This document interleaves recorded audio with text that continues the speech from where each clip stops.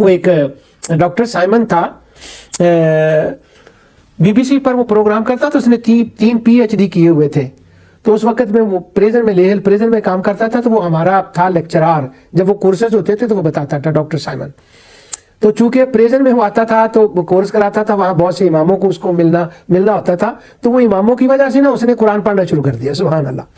جب وہ قرآن پڑھنا شروع کر دیا تو ایک دن وہ مجھ سے کہتا ہے ڈاکٹر سائمن کہ دیکھیں میں نے 3 PhD کیے ہیں, تو میں نے کبھی کسی کو نہیں کہا کہ جو ہے نا میں نے PhD کیا ہے.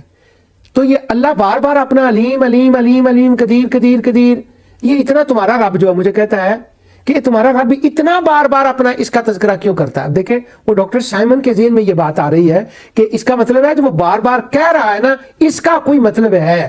اور ہمارے دوست جو ہیں وہ کہتے ہیں نہیں نہیں, وہ کفار و مشرکین تو اللہ پہ صدقے واری جاتے تھے, وہ تو اس کو علیم قدیر سارا کچھ مانتے تھے, ربوبیت میں تو کبھی شرک ہی نہیں ہوا, اور باقی رہی قیامت بس وہ کہتے تھے ہمیں حساب نہ دینا پڑے, باقی وہ کہتے تھے اللہ لے آئے گا.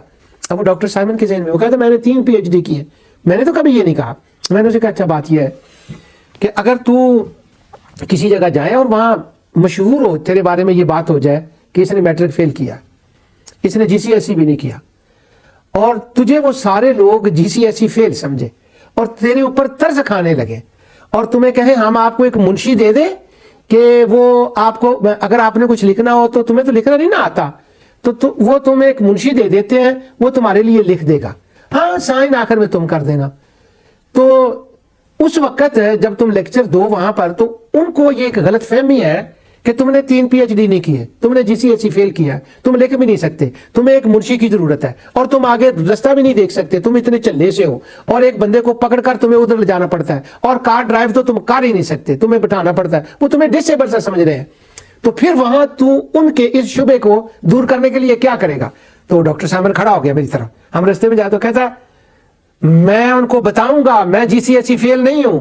میں نے کہا پھر تم کیسے بتاؤ گے. تو کہتا میں ان کو بتاؤں گا, میں فلاں سکول میں تھا, وہاں سے میں نے GCSE کیا, GCSE کرنے کے بعد میں گیا وہاں پر کالج میں, اور وہاں میں نے وہ کالج میں یہ کیا, پھر میں فلاں یونیورسٹی میں گیا, اور پھر میں نے وہاں یہ PhD کی, اور پھر وہ PhD کے بعد میں نے یہ کام کیا, پھر میں نے دوسری PhD کی, پھر میں نے تیسری کی. تو اس طرح سے میں ان کو offended بھی نہیں کروں گا, اور لیکن میں ان کو بتاؤں گا کہ میں نے PhD کی ہے, اور میں پڑھ سکتا ہوں, میں چل سکتا ہوں, میں لکھ سکتا ہوں, مجھے منشی کی کوئی ضرورت نہیں ہے.